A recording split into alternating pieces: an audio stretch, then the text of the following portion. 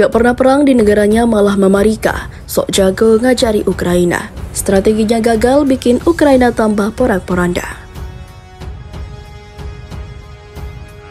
In fact, the Ukrainian forces are taking ground and pushing the Russians back in many areas. Russia expected to roll into Ukraine and take the place in a few days. It's now lost thousands of troops.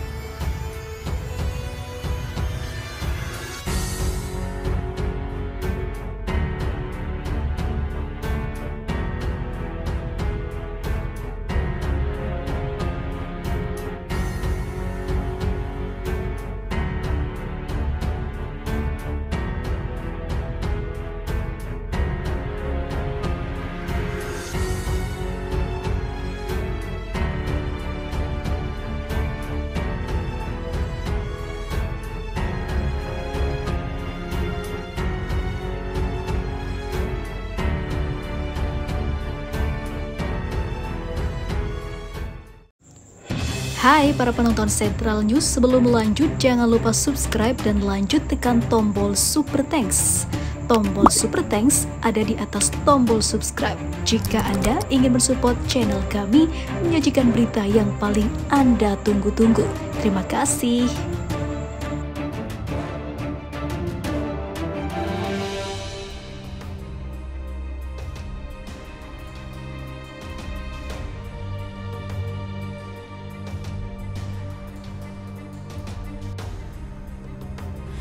Jangan dilawan Rusia yang sudah berpengalaman di medan perang sejak banyaknya perang yang terjadi di zaman Uni Soviet. Rusia sudah menjadi ahli strategi dan jangan dianggap remeh.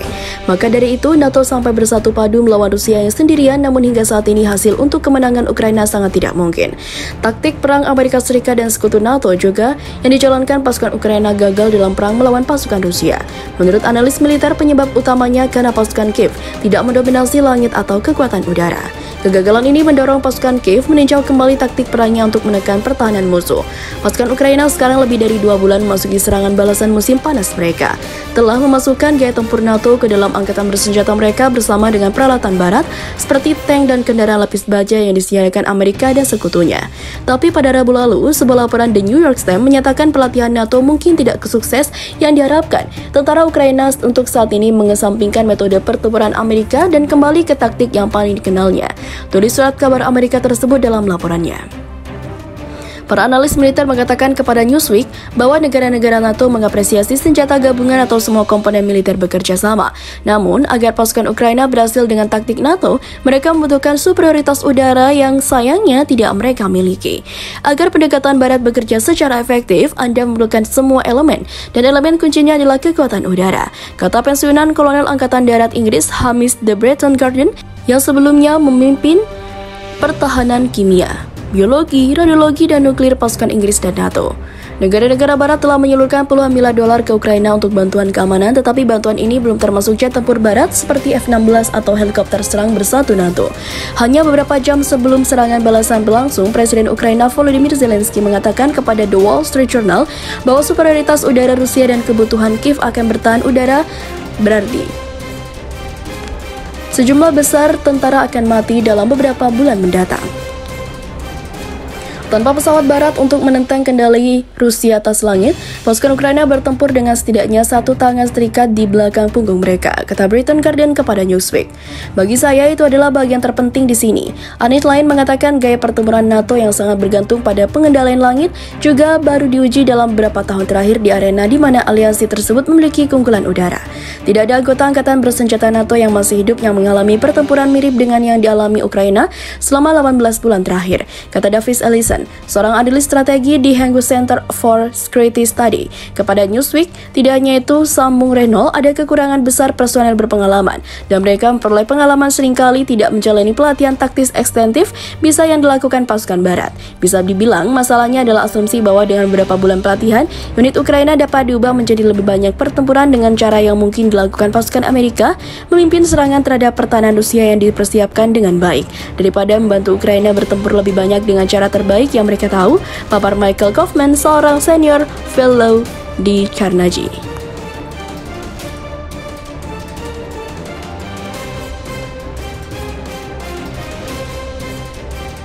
Kementerian Pertahanan Rusia mengatakan serangan yang dilakukan pihak militer telah menghancurkan fasilitas Ukraina yang digunakan untuk mempersiapkan serangan teroris. Itu dilakukan sebagai pembalasan atas serangan terhadap jembatan Crimea hari Senin kemarin yang merenggut 2 nyawa warga sipil, menyebabkan 1 anak terluka. Dalam sebuah pernyataan, Kementerian Pertahanan Rusia mengatakan bahwa pasukannya dalam semalam meluncurkan serangan balasan kelompok menggunakan senjata presisi tinggi berbasis laut.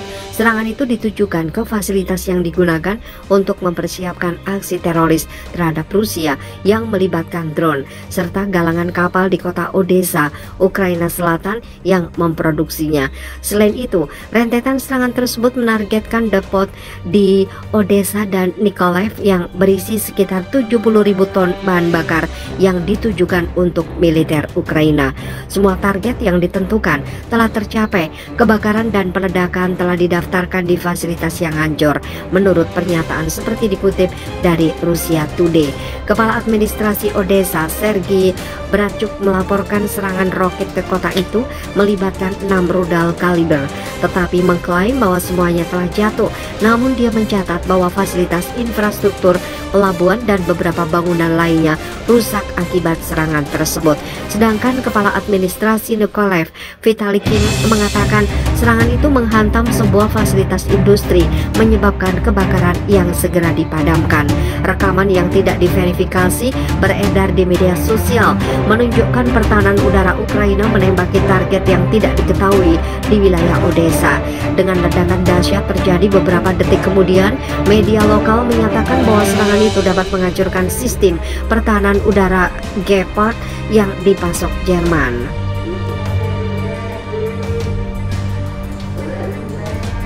Video lain yang belum diverifikasi dari wilayah Nikolaev tampaknya menunjukkan ledakan keras dan kebakaran. Pada hari Senin, Rusia menuduh Ukraina melakukan serangan teroris di jembatan Crimea yang melibatkan 2 pesawat tidak berawak maritim yang merusak satu bagian jalan, membunuh pasangan yang sudah menikah, melukai putri kecil mereka. Sebagai tanggapan, Presiden Rusia Vladimir Putin menjanjikan pembalasan, mengingat pada saat itu Kementerian Pertahanan Rusia sudah menyiapkan proposal yang diperlukan.